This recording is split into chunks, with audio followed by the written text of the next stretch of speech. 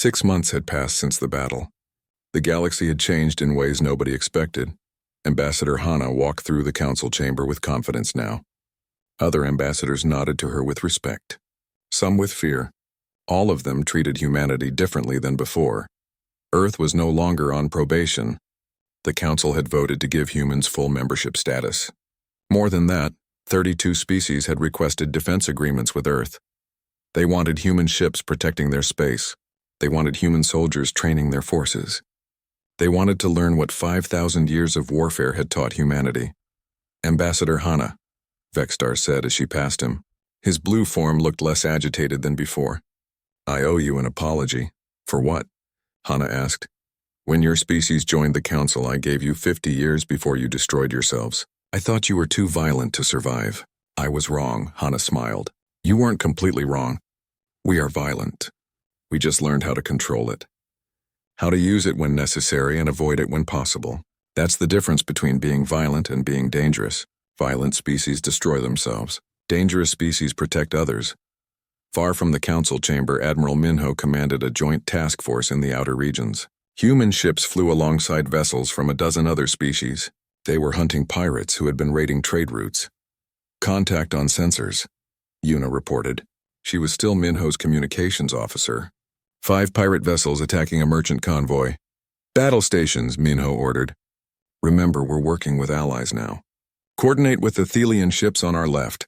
Let them take the lead on the first 2 targets. It was strange working with alien ships. The Thelians were slow but powerful. Their tactics were defensive, focused on protecting the merchants. It wasn't how humans would do it, but Minho was learning that different didn't mean wrong. The battle was short. The pirates ran when they saw the joint task force. Minho let them go. 6 months ago, he would have destroyed them. Now he was learning when to show mercy. Good work, Thelian Commander, Minho said over the communication link. Your defensive formation kept the merchants safe. Thank you, Admiral, the alien replied. Your ships are very fast. The pirates feared you more than us, Minho smiled. That's the point. Sometimes reputation is better than weapons. On Earth, Commander Nari had a new job. She was training pilots from 17 different species. They came to learn human combat tactics, human strategies, human ways of thinking about warfare. Again, she told a group of young alien pilots. They had just completed a simulation. They had failed. You're thinking too defensively. You wait for the enemy to make a move, then you react. That's how you lose. A pilot from a species that looked like floating plants raised a tentacle. But Commander, our military doctrine teaches us to minimize casualties. Aggressive tactics cause deaths. Aggressive tactics end fights quickly, Nari corrected. Long battles cause more deaths.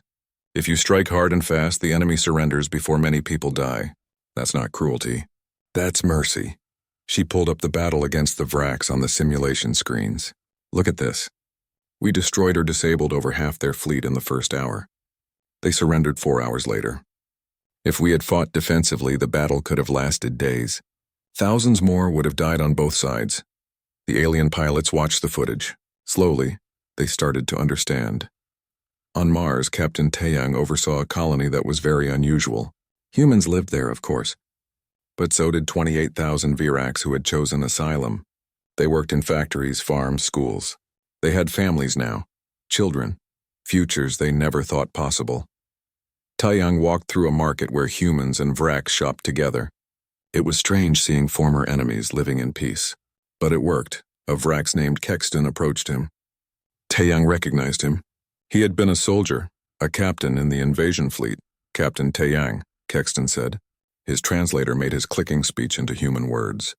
I want to thank you. For what? For giving me a choice. In the Dominion, I was a soldier because that was all I could be. Here I am a teacher. I teach Vrax children who were born in freedom. They will never have to fight if they don't want to. Taeyang felt proud. That's what we fought for. Not to destroy your people, but to give everyone better options. Back on the council station, General Day was meeting with military commanders from allied species. They wanted Earth to help them build better defenses. We need to be realistic, Day told them. Most of you dismantled your military centuries ago. You can't rebuild overnight. It takes time, resources, training. How long did it take Earth to build your military? Asked a commander who looked like a walking tree. We never stopped building it, Day said honestly. Even during peace, we trained soldiers. We researched weapons. We prepared for threats. That's not normal for you. You'll need to change your whole culture. Is it worth it? Another commander asked. Peace has worked for thousands of years.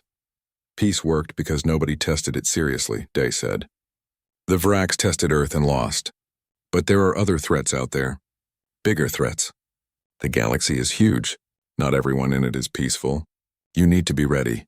Director Ari was in her office on Earth reviewing intelligence reports. She had agents across the galaxy now gathering information, watching for threats. Her network had grown large. One report concerned her. A species called the Corthan Collective was building a fleet in deep space. They hadn't attacked anyone yet, but the signs were worrying. She sent the report to the council with a note. Keep watching these people. They're preparing for something, Vextar responded personally. Thank you, Director. Your intelligence network has been very helpful. We never had anything like it before, Ari smiled. The council was learning. Slowly they were understanding that peace required vigilance, not just hope. In the council chamber, a special session was called.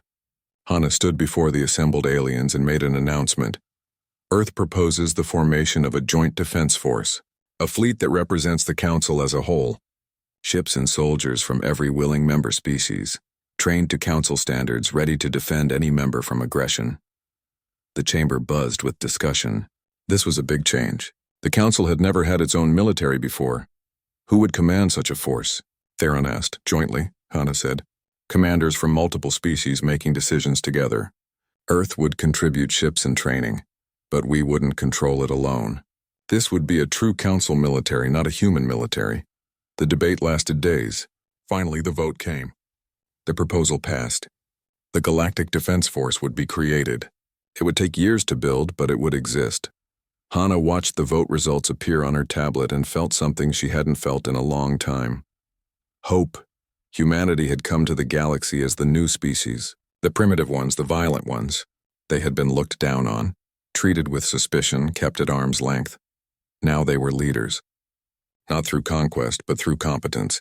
They had shown the galaxy that strength and morality weren't opposites, that preparing for war didn't mean wanting war, that the best way to keep peace was to be ready to defend it. Admiral Minho sent her a message from his ship. Good work, Hana.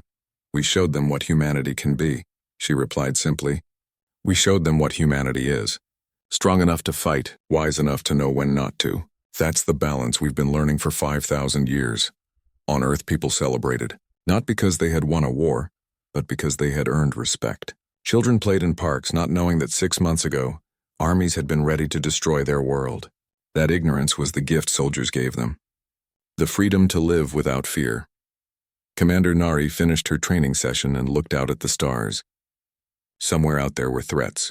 Pirates, warlords, empires that might want to test the council again. But now the galaxy was ready. Not just Earth, but all the council species working together, learning from each other, protecting each other. Captain Taeyang watched the sunset on Mars, surrounded by humans and Vracs living in peace. This was the real victory. Not the battle, but what came after. Building something better from the ashes of conflict. General Day reviewed defense plans and felt satisfied. Earth was protected. The council was protected. They had done their job. And in the council chamber, as the session ended and ambassadors left for their ships, Hana stood alone for a moment. She looked at the stars through the crystal walls and thought about how far humanity had come. From a single planet to the protectors of the galaxy, not through arrogance but through necessity, not through violence but through the willingness to use violence when needed. The galaxy had stilled when Earth came under attack. They had watched to see if humanity would survive. Humanity had done more than survive. They had thrived, and in doing so they had changed the galaxy forever. The council chamber had never been this loud. Hundreds of aliens talked at once, shouting over each other. Some were angry. Some were scared. All of them were shocked. Hana stood in the center of it all, calm and quiet. She had expected this reaction. Earth's intelligence division had predicted every argument the council would make. Director Ari had prepared her well. Order! Vextar's voice boomed through the chamber. The noise slowly died down. We must address this situation calmly. Ambassador Hana, you deceived the council. For 50 years, humanity has hidden its true military strength. This is a violation of trust, is it? Hana asked. Show me which law we broke. Theron pulled up the galactic legal database on the main display. He searched through regulations, treaties, and requirements. Minutes passed. He kept searching. Finally, he looked up, frustrated. There is no specific law requiring members to report all military assets, he admitted. But the spirit of council membership is transparency. We trust each other. The spirit of council membership, Hannah repeated. Let me tell you about trust. When Earth applied to join the council, we shared everything about our culture, our history, our wars, every violent thing we had ever done. We told you we had fought thousands of wars.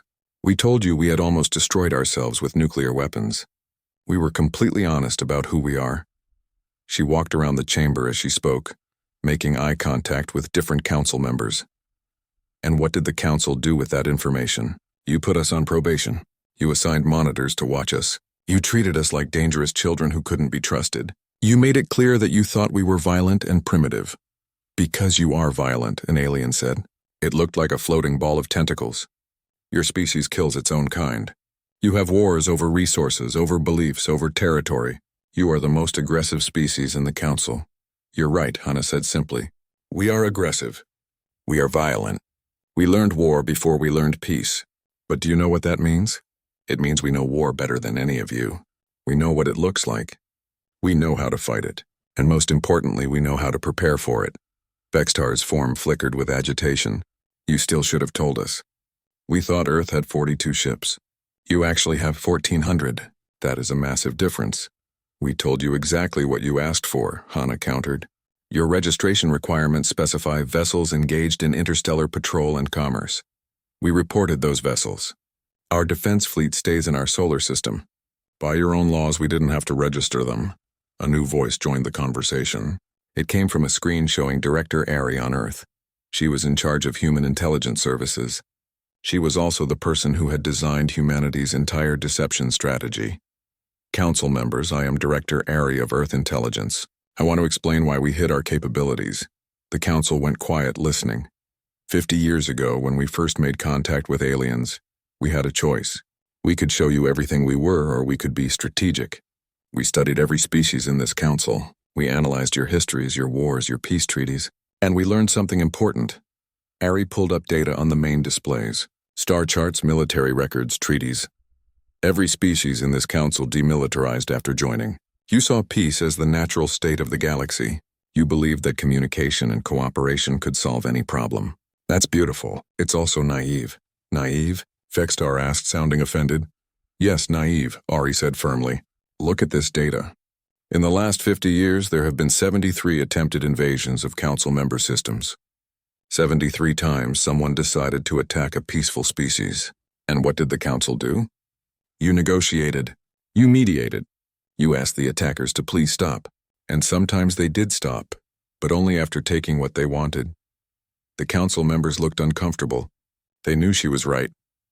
Earth is located in a dangerous part of space, Ari continued. We have 7 major powers within striking distance. The Vraks are just one of them. When we joined the council, we knew someone would eventually test us. We knew that being peaceful wouldn't be enough. We had to be strong. But you lied to us, a council member said. We protected ourselves, Ari corrected. And we did it legally. We followed every rule you gave us. We just didn't volunteer information you didn't ask for. That's not lying. That's being smart. Theron was reviewing more data.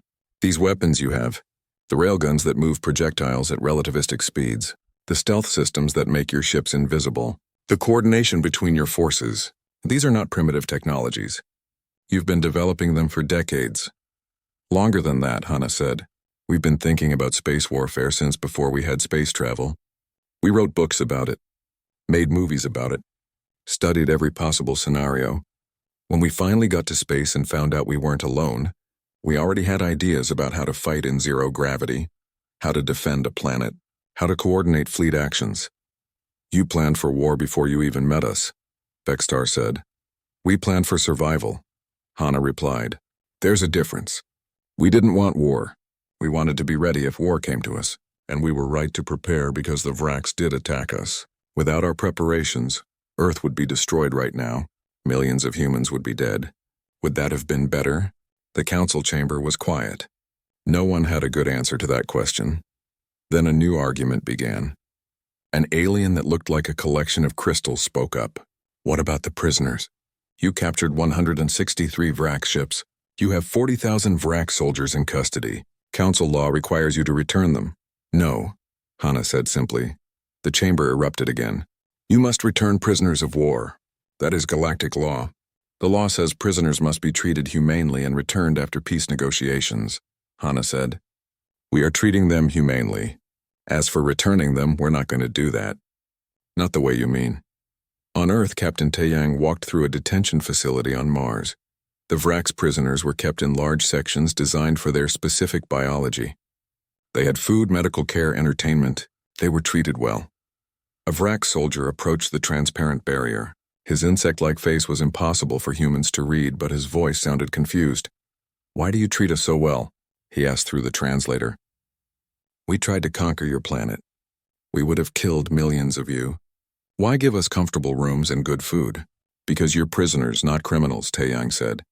You were following orders. Your government sent you to attack us. That's not your fault. But we are your enemies. You were our enemies. Now you're our responsibility. There's a difference. Taeyang pulled up a holographic display. Let me show you something. These are statistics from your Vrax Dominion. Military service is mandatory. Soldiers have no choice but to fight. Your government doesn't care if you live or die. You're just tools to them. The Vrax soldier didn't respond, but Taeyang could tell he was listening. We're offering you a choice, Taeyang said. You can return to the Dominion if you want. We'll arrange it through council mediation, or you can request asylum on Earth. We'll give you a place to live, help you learn our languages, teach you skills for a civilian life. You can be something other than a soldier. Why would you do that? Because we believe everyone deserves a choice about their own future. Even our enemies.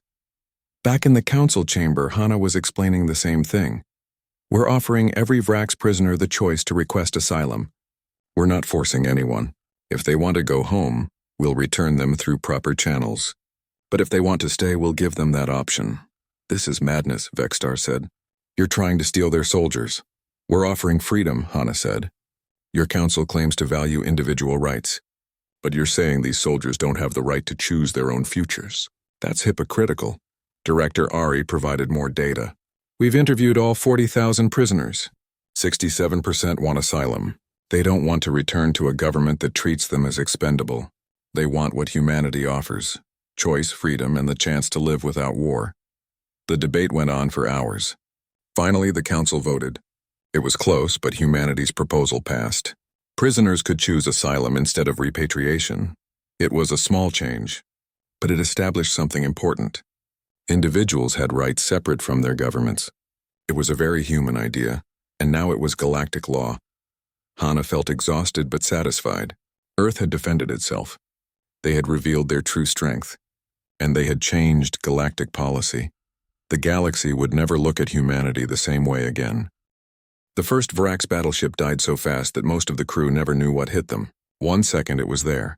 A massive 3-kilometer warship covered in armor. The next second, a tungsten rod traveling at 40%, the speed of light punched straight through it. The impact released more energy than a nuclear bomb. The ship didn't just break, it vaporized. Metal, electronics, and living creatures all turned into a cloud of expanding gas and debris. Direct hit, Officer Sajan reported calmly. Target destroyed. Railgun platform Alpha recharging. Time to next shot 40 seconds. Admiral Minho watched on his screens as 71 more railgun platforms fired. Each one launched a metal rod accelerated to impossible speeds. Each rod carried enough kinetic energy to destroy a warship. The Vrax shields, which were supposed to be unbreakable, might as well have been paper. 72 targets eliminated, Sejun said. The enemy fleet is scattering. On the Vrax command ship, alarms screamed. The bridge was chaos. Officers shouted in their clicking, hissing language. The fleet commander stared at his displays in shock. What's happening? He demanded. Where did those attacks come from? Unknown, sir, his tactical officer said. We're detecting weapon signatures all around the solar system. Platforms we thought were debris. Satellites we thought were inactive. They're all armed. Heavily armed. Impossible. Our intelligence said the humans only had 17 defensive satellites. Our intelligence was wrong, sir. On Earth, millions of people watched the battle through telescopes and screens. They saw flashes of light in the sky. They saw their enemy ships breaking apart. They saw humanity fighting back. In the council chamber, alien observers watched in stunned silence. The holographic displays showed the battle in real time. Hana stood among them, her face carefully neutral. Inside, she felt fierce pride. "That this cannot be," Vextar said. His blue form flickered wildly. The humans reported only 42 combat ships.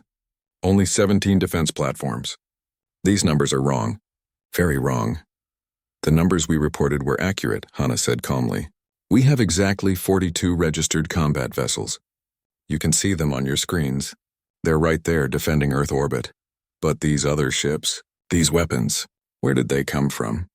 "You never asked about our full defensive capabilities," Hana said. "You asked about our registered interstellar fleet. That's what we reported. Everything else operates within our solar system. Your laws don't require us to register those vessels." Theron, the lizard-like military expert, was studying the battle data. His eyes were wide. "These human ships, they move too fast. Their weapons are too powerful. How is this possible?" Back in the battle, Commander Nari led her fighter squadron in an attack run. Her targeting computer locked onto a Vrax destroyer. The alien ship was trying to turn, trying to run, but it was too slow. "Fox 3, Nari said calmly, launching a missile. The missile streaked through space and hit the destroyer's engine section. The explosion tore the ship in half. Nari flew through the debris field, her fighter spinning and diving. 200 other fighters did the same, hitting enemy ships from every angle. The Vrax had never fought an enemy like this. Council species fought by rules. They engaged at long range. They gave warnings. They tried to disable rather than destroy. It was civilized warfare. Humans didn't fight civilized wars. Humans fought to win. "Enemy fleet is attempting to regroup," Sajin reported. "They're forming a defensive sphere around their command ship." "Typical," Minho said. He had studied Vrax tactics for years. He knew what they would do. "Battle Group 7, hit them from below." "Battle Group 3, come in from their left flank. Let's crack that sphere open." 1,400 human warships appeared on Vrax sensors all at once. The stealth systems deactivated in perfect synchronization. The effect was devastating. One moment the Vrax thought they were facing a small force. The next moment they were surrounded by an armada. "They have over 1,000 ships." The Vrax tactical officer screamed, "Over 1,000. Where did they all come from?" The Vrax commander felt fear for the first time in his long military career. His species was known for being fierce warriors. They had conquered entire star systems. They had never lost a battle. But now, surrounded by human ships watching his fleet get torn apart, he understood something terrible. The humans were better at war. Much better. Human ships moved like sharks in water. They were fast and aggressive. They worked together perfectly. When one ship fired, others covered it. When one group attacked, another group was already moving to cut off escape routes. The Virax ships, for all their size and power, were clumsy in comparison. They had been built to intimidate, to scare primitive species into surrendering. They hadn't been built to fight an enemy that fought back this hard. "Sir, we've lost over half our fleet," the Vrax tactical officer reported. His voice was shaking. "We need to retreat now." "If we retreat, we show weakness," the commander said. But even as he spoke, he knew it was over. Pride wouldn't win this battle. Pride would just get more of his soldiers killed. A new voice came over the Vrax communication system. It was Admiral Minho. "Attention, Vrax Commander. This is Admiral Minho of the Earth Defense Force. You said we were weak. You said we were primitive. You said we couldn't defend ourselves. You were wrong about all of it." The Vrax commander wanted to respond with threats, with anger, but what could he say? His fleet was dying. "We've been fighting wars since before we could write," Minho continued. "We've been killing each other for 5,000 years. We got very good at it. You thought because we're new to space travel, we must be easy targets. You forgot something important. Just because we're young in space doesn't mean we're young at war." More Vrax ships exploded on the displays. More escape pods launched into space as crews abandoned their vessels. "You have one chance," Minho said. "Power down your weapons. Surrender your ships. Your crews will be treated according to galactic law. If you refuse, we will destroy every single ship in your fleet. You have 60 seconds to decide." The Vrax commander looked around his bridge. His officers stared at him. Some looked angry. Some looked scared. All of them looked defeated. He had come here to conquer a primitive species. Instead, he had walked into a trap. The humans had been waiting for someone like him, someone arrogant enough to think humans were easy prey. "Power down weapons," he said quietly. "Send surrender signal to all ships." "Sir?" his tactical officer asked. "You're surrendering?" "We already lost," the commander said. "I'm just stopping more of our people from dying pointlessly." In the council chamber, silence filled the room. Every alien watched as the Vrax fleet surrendered. 300 ships had entered Earth's solar system. Less than 200 were still intact. Those that survived were damaged and defenseless. The battle had lasted 4 hours. 4 hours to defeat a fleet that was supposed to be unstoppable. "Impossible," Vextar whispered. "This is impossible." Hana finally allowed herself to smile. "No, counselor. This is humanity. We told you we could defend ourselves. You just didn't believe us." Theron was still studying the battle data. These tactics. These weapons. The coordination. Humans have been preparing for this. "We've been preparing since the day we joined the council," Hana admitted. "We knew someone would test us eventually. We just didn't know who or when. So we prepared for everything." On his command bridge, Admiral Minho watched the Vrax ships power down their weapons. He felt tired suddenly. Winning battles didn't make him happy. It just meant people had died. Even enemy soldiers were still people, but he had protected Earth, that was what mattered. "Secure the prisoners," he ordered. "Treat them well. According to galactic law." "Yes, sir." Minho opened a channel to the Council observation satellites. He wanted every alien watching to hear his next words. "This is Admiral Minho. Earth has defended itself successfully. We have defeated the Vrax invasion. We did not violate galactic law. We did not attack first. We simply defended our home, and we will continue to defend it against anyone who thinks humanity is weak." He paused, then added, "The Council can see our true capabilities now. We're done pretending. We're done hiding. This is what humanity really is. Remember it." Admiral Minho stood on the bridge of Defense Station Alpha and watched the Vrax fleet get closer. The main screen showed hundreds of red dots moving through space toward Earth. Each dot was a warship big enough to destroy a city. Behind him, officers worked at their stations calling out numbers and coordinates. "They will reach Earth orbit in 11 hours, said Yuna. She was the communications officer, young and smart. She had been trained to sound scared and desperate when talking to enemies. Today she would get to use that training. "Good," Minho said. "Send out our 42 defense ships. Make it look real. I want panic in our transmissions. Make them think we're terrified." Yuna nodded and started typing. Soon, messages went out to the small fleet of human ships that the galaxy knew about. These ships were old and slow. They had weak weapons and thin armor. They were perfect for making humanity look helpless. On the view screen, Minho watched those 42 ships move into position around Earth. They spread out, trying to form a defensive line. It looked pathetic. "Good. The Vrax are sending a message," Yuna said. She put it on the main speakers. A rough, angry voice filled the bridge.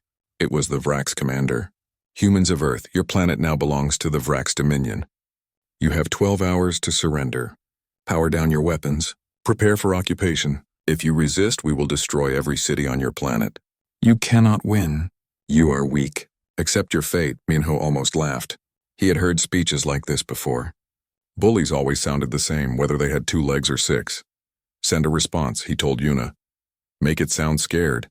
Ask them to negotiate. Beg for mercy. You know what to do." Yuna was good at her job. She sent a message that made humans sound desperate and frightened. She asked for more time. She offered to discuss terms. She made it sound like Earth was already defeated. The Vrax commander laughed. Minho could hear it through the speakers. 12 hours, the alien said. Then we begin bombardment. When the transmission ended, Minho allowed himself to smile. "Sejun, status report on the real fleet." Officer Sejun pulled up displays that showed the truth. The secret truth. The truth that humanity had hidden from the galaxy for 50 years. "All battle groups are in position," Sejun said. "We have 1,400 ships ready. 7 battle groups spread across the solar system. Stealth systems are working perfectly. The Vrax cannot see us. Weapons? Railgun platforms charged. All 72 stations are online. Kinetic missile batteries loaded. 3,000 missiles ready to fire. Laser defense grids active," Minho nodded. He walked to the window and looked out at space. Somewhere out there, hidden in the dark, was humanity's real military. Ships that could move faster than anything the Council had ever seen. Weapons that could punch through shields that aliens thought were unbreakable. Soldiers who had trained their entire lives for war. The Council thought humanity had 42 ships. They were wrong. Humanity had been building warships in secret for decades. Hidden shipyards on the dark side of the moon. Construction facilities in asteroid fields. Assembly plants on Mars that looked like mining operations. Every ship had stealth technology. Every weapon system was hidden until needed. Every soldier knew that one day someone would test humanity. The Vraks were just the first. Far from the main battle area, Commander Nari sat in the cockpit of her fighter. Around her floated 200 other fighters, all invisible to enemy sensors. They waited in the darkness between Mars and Jupiter, silent and patient. Nari checked her weapons for the 20th time. Missiles locked and loaded. Railguns charged. Energy shields ready. Her fighter was small but deadly. It could move fast enough to make most aliens sick. The weapons could tear through armor that was supposed to be indestructible. "All pilots, this is command," a voice said in her helmet. "Hold your positions. Wait for the signal. Let the enemy commit to their attack pattern. Then we hit them from behind." "Understood," Nari responded. She had been flying for 12 years. She had trained for every kind of battle. She had studied the Vraks, learned their tactics, knew their weaknesses. She was ready. All across the solar system, human forces waited. They watched the Vraks fleet move closer to Earth. They let the enemy feel confident. They let the aliens think this would be easy. On the moon, General Day oversaw the largest military base humanity had ever built. It was underground, hidden beneath miles of rock and metal. Inside were barracks for 50,000 soldiers, hangars for 500 ships and weapons that could destroy moons. Status of the ground forces? Day asked. "All units ready, sir," his aide reported. "If any Vrak ships try to land troops, we can deploy within minutes." "And the orbital defense platforms?" "Disguised as old satellites and space junk. The Vraks have scanned them a dozen times. They think they're harmless debris. They have no idea each one contains enough firepower to destroy a battleship." Day allowed himself a moment of satisfaction. Humans had learned something important over their long history of war. The best weapon was surprise. Let your enemy think you were weak. Let them get comfortable. Then show them the truth. He thought about all the wars humanity had fought. The ancient battles with swords and shields. The terrible wars with guns and bombs. The nuclear weapons that almost destroyed Earth. Humans had learned from all of it. They had learned how to kill efficiently, how to defend effectively, how to win decisively. The galaxy thought humanity was young and primitive. They were right about young. Humans had only been in space for a short time. But primitive? No. Humanity had been perfecting the art of war for thousands of years. Back on Defense Station Alpha, Admiral Minho received a report. "Sir, the Vraks fleet is entering the inner solar system. They're moving past Mars, heading straight for Earth. Any change in their formation?" "No, sir." "They're confident. No defensive pattern. They think they're just here to scare primitive humans into surrendering." Minho felt that familiar feeling before battle. His heart beat faster. His mind became sharp and clear. This was what he had trained for. This was what humanity had prepared for. "Contact all battle groups," he said. "Prepare to execute protocol revelation. Wait for my signal." "Yes, sir." Minho watched the Vraks fleet on his screens. 300 ships, thousands of soldiers, an empire that had conquered dozens of worlds. They thought Earth would be easy. He opened a channel to all human forces. Every ship, every station, every soldier heard his voice. "This is Admiral Minho to all units. The Vraks think we are weak. The Council thinks we are primitive. The galaxy thinks we are helpless. Today we show them the truth. Today, we remind the universe of something important. Humanity does not surrender. Humanity does not bow. And humanity never ever loses on our home ground." He paused, looking at the enemy fleet getting closer. "All units, this is it. This is the moment we've been preparing for. Execute protocol revelation. Show them what we really are. Show them what 5,000 years of warfare has taught us. Fire at will." Across the solar system, human forces received the order. Stealth systems deactivated. Weapon platforms came online. 1,400 warships appeared out of nowhere. The trap was sprung. The Vraks were about to learn a terrible lesson. Never attack someone's home, especially if that someone is human. The council chamber was the most beautiful place Hana had ever seen. It floated in empty space, a massive crystal ball that shined with light from 1,000 stars. Inside, creatures from hundreds of worlds sat together. Some had fur, some had scales, some were just clouds of gas that glowed different colors. They all came here to talk, to solve problems, to keep peace in the galaxy. Hana represented Earth. She was the human ambassador, and she had held this job for 3 years now. Every day she came to this chamber and listened to aliens discuss things that seemed too big for her mind. Trade routes between star systems, mining rights on dead planets, arguments about who owned which asteroid belt. Today was supposed to be another boring day. Hana was ready to vote on some law about shipping containers. She had her tablet ready, her translation device working perfectly. Then the alarm sounded. The crystal walls turned red. Every alien in the room stopped talking. The holographic display in the center of the chamber lit up with an emergency signal. Hana felt her heart start to beat faster. Vextar was the head council member. He was tall and see-through, like a ghost made of blue light. When he spoke, everyone listened. "We have an emergency," he said. His voice sounded worried. "The Varax Dominion has sent a war fleet to the Sol system. They are attacking Earth." The room exploded with noise. Hundreds of aliens talking at once. Hana stood up so fast her chair fell over. "What?" she said. "What did you say?" Vextar pulled up images on the big display. Hana saw them and felt sick. Spaceships, so many spaceships. They were huge, dark things covered in weapons. The computer counted them. 300 ships. 300 massive warships heading toward her home. "The Varax say they have the right to expand into your territory," Vextar explained. "They claim humans are too weak to deserve a whole solar system. According to galactic law, they can challenge your claim if you cannot defend it." Hana's hands were shaking. She wanted to scream, to cry, to do something. But she was a diplomat. She had trained for moments like this. She took a deep breath and forced her voice to stay calm.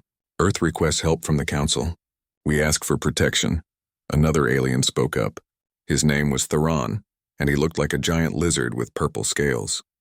He was the military expert on the Council. "Ambassador Hana," he said, and he sounded almost sad. "I have reviewed your military records. Earth has 17 defensive satellites around your planet. You have 42 combat ships. The Varax have brought 300 capital-class warships. Each one is bigger than your largest vessel. The mathematics are simple. You cannot win this fight." "We can try," Hana said. "We have to try." "Trying will only get your people killed faster," another council member said. This one looked like a floating jellyfish with too many eyes. "The Varax are warriors. They are good at war. Your species just learned how to travel faster than light 50 years ago. You are babies compared to them. It is better to surrender now." Hana felt anger burning in her chest. These aliens were supposed to help. That was the whole point of the council. But they were just going to watch while Earth was destroyed. "There must be something we can do," she said. "Some law, some rule." Vextar thought about this. He discussed it with other council members. They talked for what felt like forever. Finally, he spoke. "There is Protection Protocol 7. If a species can show it has real military strength, the Council will defend it. But Hana, your species does not have that strength.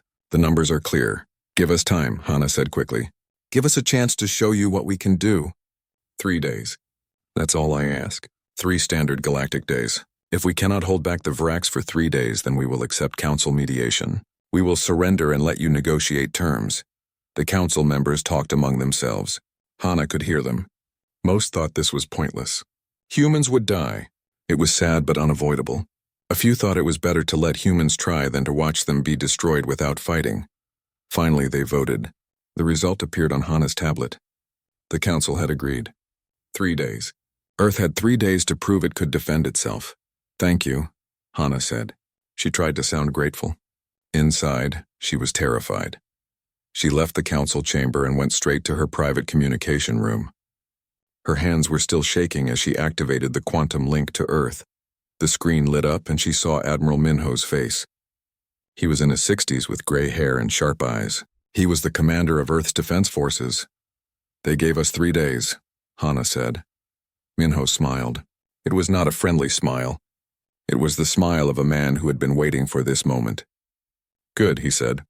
"That's more than we need. Minho, they have 300 ships.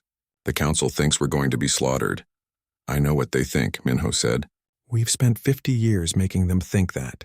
Every report we filed, every military demonstration we gave them, every diplomatic meeting where we acted weak and scared. We made them believe humans are primitive and helpless. We made the whole galaxy believe it. Hana had known this, of course. She was part of the plan. But hearing it now with enemy ships approaching Earth made it feel different. What if we're wrong? She asked quietly. What if we're not as strong as we think? Then we die, Minho said simply. But we die fighting on our terms, showing the galaxy what humanity really is. Hana, we have been preparing for this since the day we met our first alien. We knew someone would test us eventually. The Vraks are just the first. The Council is watching, Hana warned him. They have observation satellites all over the Sol system. They're going to see everything. I know, Minho said. His smile got bigger. That's the whole point. Let them watch. Let the entire galaxy watch. It's time to stop pretending. It's time to show them what humans learned from 5,000 years of killing each other. We're very, very good at war. Hana felt a strange mix of fear and pride. She thought about Earth, about the cities full of people who had no idea what was coming, about the children playing in parks, about all the normal, peaceful things that made life beautiful, and she thought about the weapons hidden in the dark, the ships that the Council didn't know about, the soldiers who had trained their entire lives for this battle. Destroy them, she said to Minho. Show the galaxy what we are. 3 days, Minho said. We won't need that long. 4 hours, maybe 6 if they're smart. Then it will be over, and the galaxy will never look at humanity the same way again. The screen went dark. Hana sat alone in her communication room, listening to the hum of the space station around her. Somewhere out there, 300 warships were traveling toward Earth. They thought they were going to conquer a weak, primitive species. They thought it would be easy. They were about to learn the most important lesson about humanity. Humans had been fighting wars since before they could write. They had destroyed cities, toppled empires, and covered their planet in blood. And they had learned from every single battle. The Vraks were about to find out what 5,000 years of warfare had taught humanity. And the Council was going to watch it happen,